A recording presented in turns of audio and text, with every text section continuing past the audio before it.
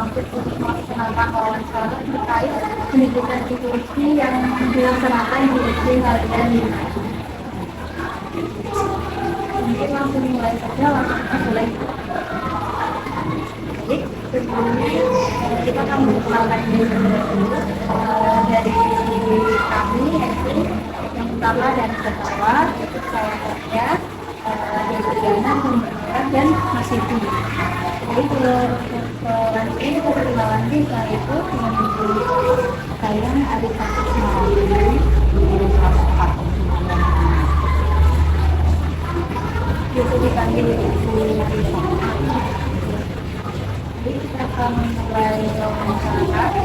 Untuk yang pertama itu mungkin akan ditanyakan oleh bertanya apa yang melatar belakangi sekolah ini menyelenggarakan pendidikan inklusi. Memang dari dinas pendidikan semua aktivitas kita harus siap menjadi sekolah inklusi karena banyak anak inklusi itu masuk di aktivitas dan kita tidak boleh menolak. Jadi mau tidak mau semua aktivitas sekarang jadi sekolah inklusi.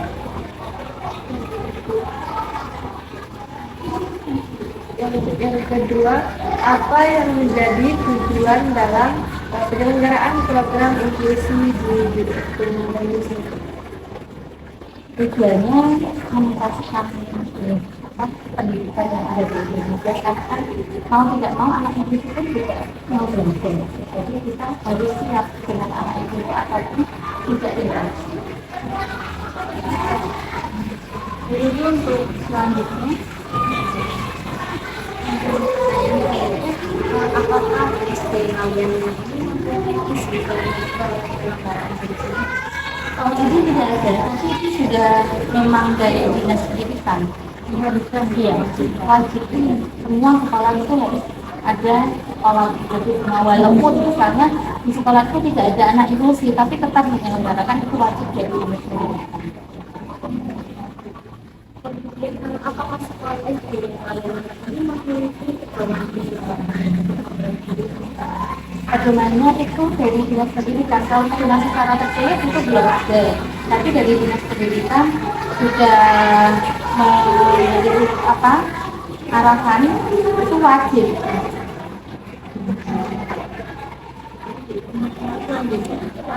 Sekolah melakukan apakah sekolah itu melakukan bersama dengan lembaga atau instansi mendukung terkait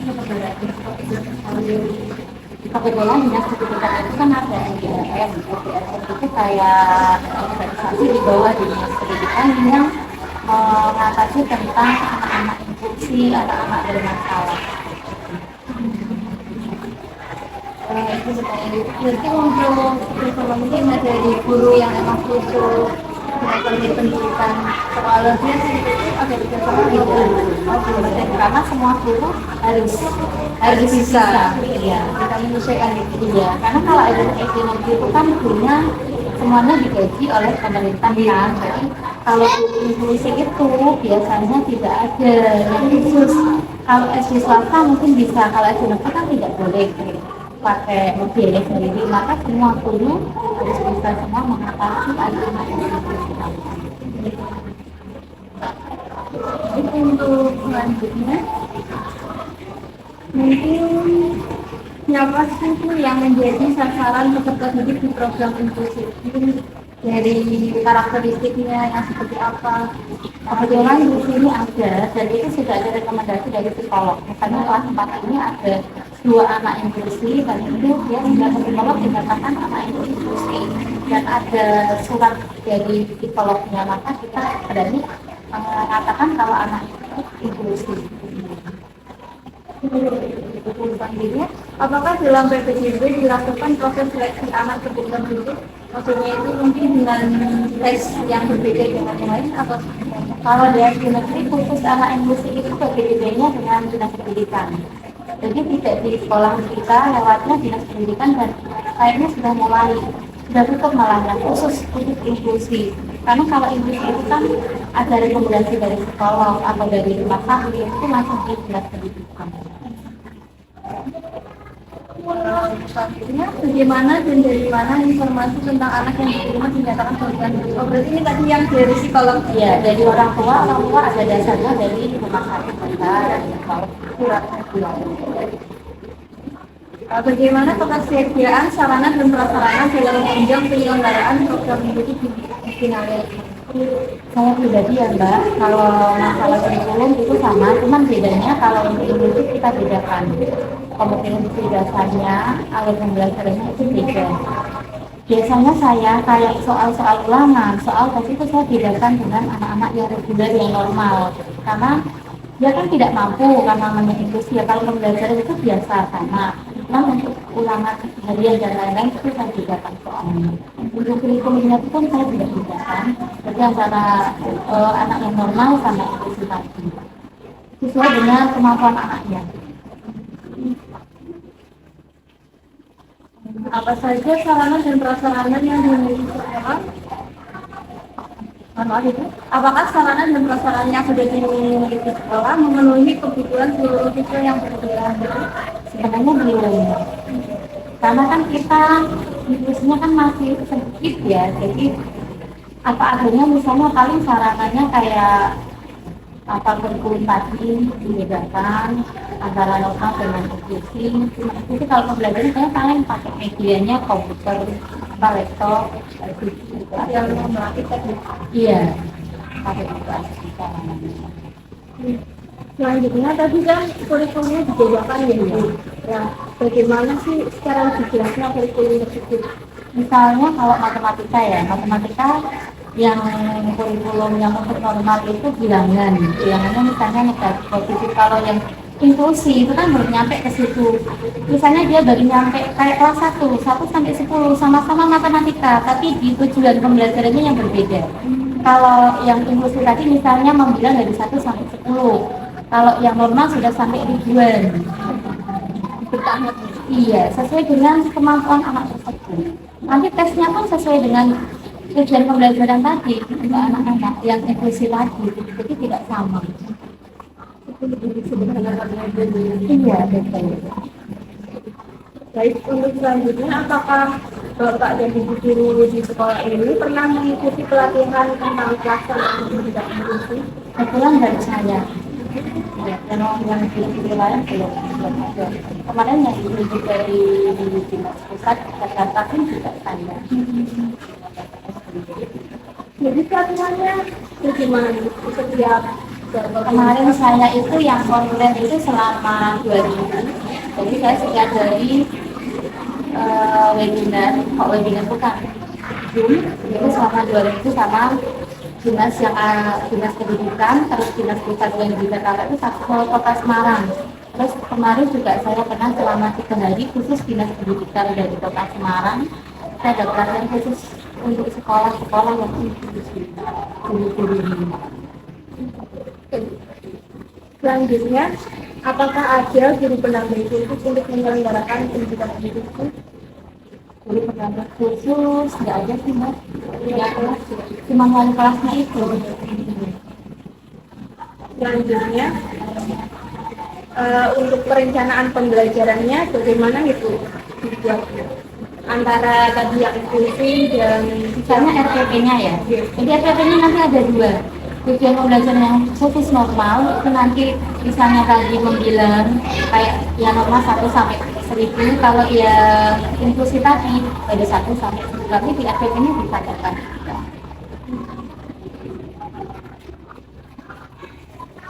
lalu apakah ada peraturan tingkat hidup untuk antara tiga tadi yang reguler dan yang inklusi? Kalau tempat itu sama Mbak, kita nggak membedakan takutnya apa?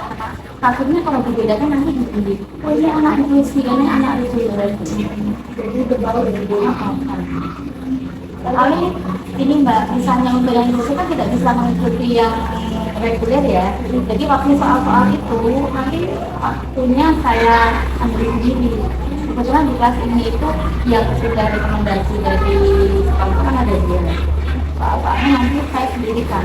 Jadi yang lain istirahat, yang anak itu mau sendiri. tapi ada waktu untuk Iya, Iya, kadang kalau pas pulang sekolah, saya kasih tanggal sendiri aja. Lalu apakah ada proses tidak? Jadi, apakah ada menggunakan alat penilaian khusus sesuai dengan karakteristik serta jenis tadi? Penilaiannya sama aja enggak. Misalnya ulangan tadi kan soalnya beda ya.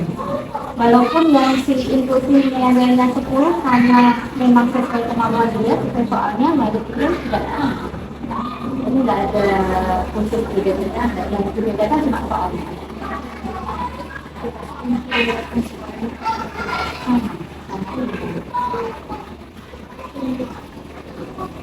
Kemudian selanjutnya, Kalau pembiayaan nggak kira nggak. Kalau di ekonomi kita semuanya nggak. Buku pun juga menjadi nggak boleh harus biaya. yang perkembangan atau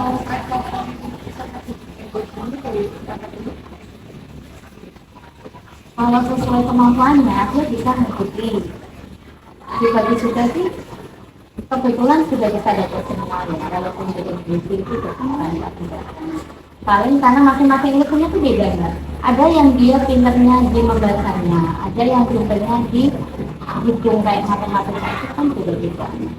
Kebetulan kalau membacanya kalau untuk pembelajaran akademiknya non akademiknya kayak keterampilan ya, misalnya olahraga itu sama dengan anak-anak yang lain, dia bisa mengikuti. Di kebanyakan di ICU Mbak, di sini, jadi dia lebih lambat. jadi untuk jenisnya itu apa ya?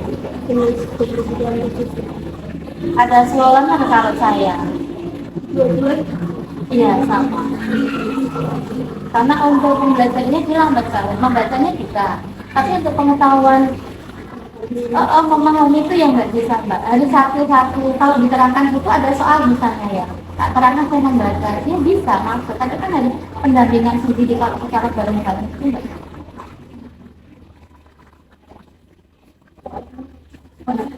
ada monitoring atau supervisi yang dilakukan oleh dinas terkait penyelenggaraan program itu sendiri.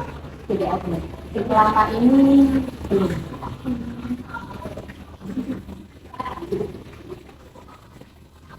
Begitu, bertanya berapa jumlah lulusan akademik dari program sekolah tersebut? Mungkin jadi lulusan yang atau itu ada mungkin yang naik kelas atau tidak naik kelas itu seperti ini. Ya, yang sudah lulus apa yang masih belajar? Yang sudah lulus. Yang sudah lulus kemarin ada sih Mbak. Kelas 6 yang kemarin itu satu. Kelas 6 sekarang juga ada satu. Yang kelas 5 ini ada dua. Kelas 4 ini ada dua. Kelas rendah ada juga. Paling cuma satu kelas satu. Inklusi itu kan macam-macam Mbak. Jadi inklusi itu kan tidak cuma dia lambat dalam berpikir ya, anak yang pinter pun dia juga termasuk inklusi juga. Yang rata-rata kepintarannya di atas temannya itu juga termasuk inklusi. Cuma di situ beda-beda. Misalnya apa-apa. Banyak beda. Selanjutnya, apa faktor pendukung penyelenggaraan program itu di SD? Faktor pendukung itu buku, terus media kayak LCD.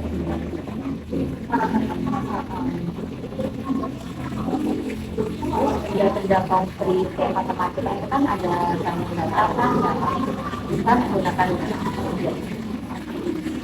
Lalu untuk pelaksanaan program sekolah inklusif ini apa yang menjadi hambatan? Katanya banyak Mbak. Misalnya gurunya belum ada gurunya khusus Indonesia. Itu yang pertama. Yang kedua untuk waktu pembelajarannya dia masih campur jadi satu sama anak-anak SD. Seharusnya kan kurang efektif ya, dia kurang maksimal lah. Nah, hambatannya di situ. Pertama guru, yang kedua untuk waktu pembelajaran.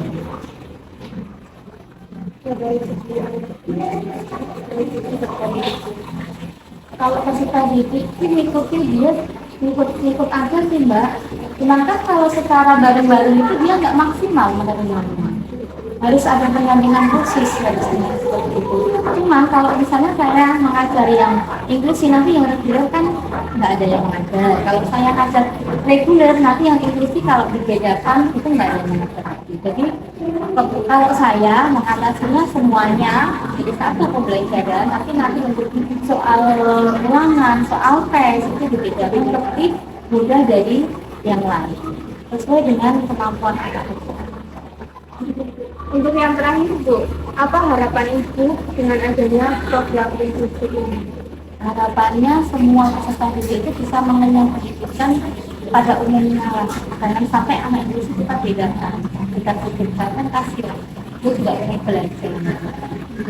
Kebanyakan kalau di sini misalnya anak inklusi harusnya kan di SLB ya, sekolah tapi orang tuanya nggak mau. Karena di sekolah SLB kan yang lebih nggak ada, dan bayarnya lebih mahal. Maka kalau dari orang tua disarankan seperti itu, dia nanti diizinkan biayanya, dia nggak kuat. Maka yang bagaimana pembelajaran kita di sekolahan, dia ngikut aja. Jadi sampai kita membedakan antara inklusi dan tidak inklusi. Nanti anak-anak yang akan rasa minder, nggak mau sekolah, supaya dirinya tidak.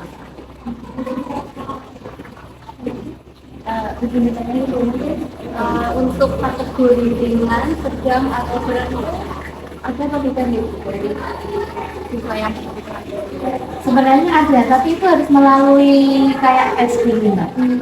Dari tes, kalau di psikolog itu kan ada tesnya, nanti dari hasil tesnya itu di dikategorikan dia maksudnya apa.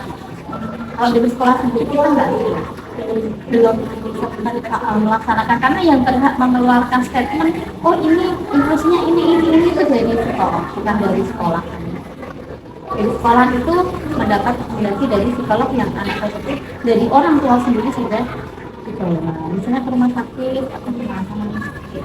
Jadi surat keterangan psikolog bahwa anak ini misalnya barangnya ini berarti sudah ada surat rekomendasi itu sendiri ya. Dari sekolah kita guru pun nggak berani, oh ini anak inklusif seperti ini, kita nggak berani. Kita serahkan ke rumah sakit tadi, orang tua sendiri yang ditanggung. Jadi orang tua sudah tahu. Kalau ada kan banyak orang tua yang nggak tahu, nah saya nggak inklusi kan, jadi dari saya sarankan ke rumah sakit atau ke psikolog nanti yang menentukan dari sekolah. Dari sekolah dikasih suratnya dari kayak kemarin saya kan barusan seminar di SDM Pertilang itu tentang anak inklusi juga. Jadi disarankan apabila di sekolah ada anak-anak yang seperti itu langsung bawa ke rumah sakit langsung. Itu lebih efektif, lebih efektif juga yang menentukan ini termasuk apa-apa. Jadi dipercaya di orang tua. Iya, orang tua itu lebih percaya di rumah sakit apa psikolog tadi. Kalau guru dia nggak percaya, justru dia marah mbak misalnya.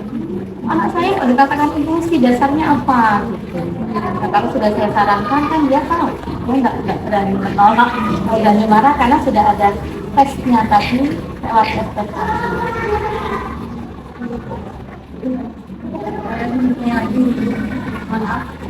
untuk mungkin karakteristik supaya disambut itu dalam cara belajar ataupun dari fisiknya ada yang mungkin kurang gitu.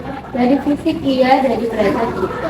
Kalau orang itu kan kelihatan agak beda lah. Terus dalam pembelajaran dia sangat ya tidak nyambung dalam Semangat belajar. kalau semangatnya aja, cuma pola pikirnya, pelambatan dalam berpikir tadi. Bisa saya menerangkan macam-macam agama yang ada di Indonesia. Kalau yang normal dari misalnya tempat ibadahnya apa, kitabnya apa, itu dia nyambung. Tapi kalau yang inklusi dia tidak nyambung. Cuma lihat aja, semangatnya belajar ada. Berangkat terus tiap hari dia senang belajar, bermain itu boleh. Cuma untuk tadi penerimaan itu dia praktiknya nggak bisa. Kelihatan dari wajah itu.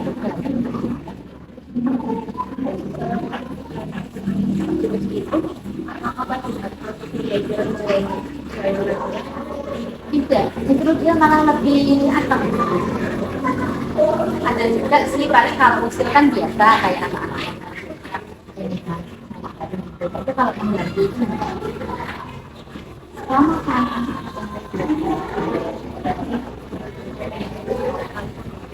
Iya.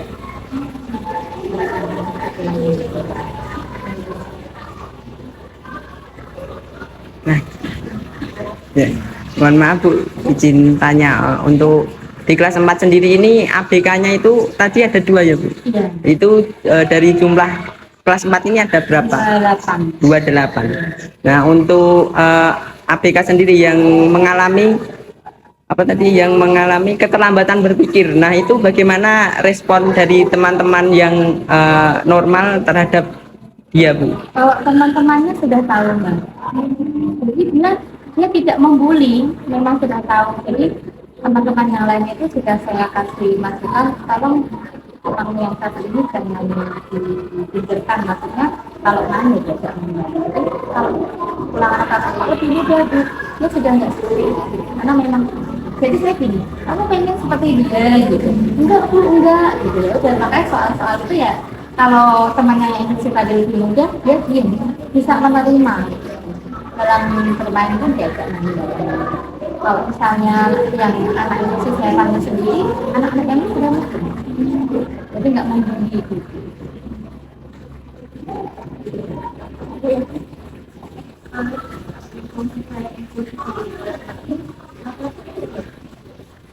Cewek satu, cowok satu.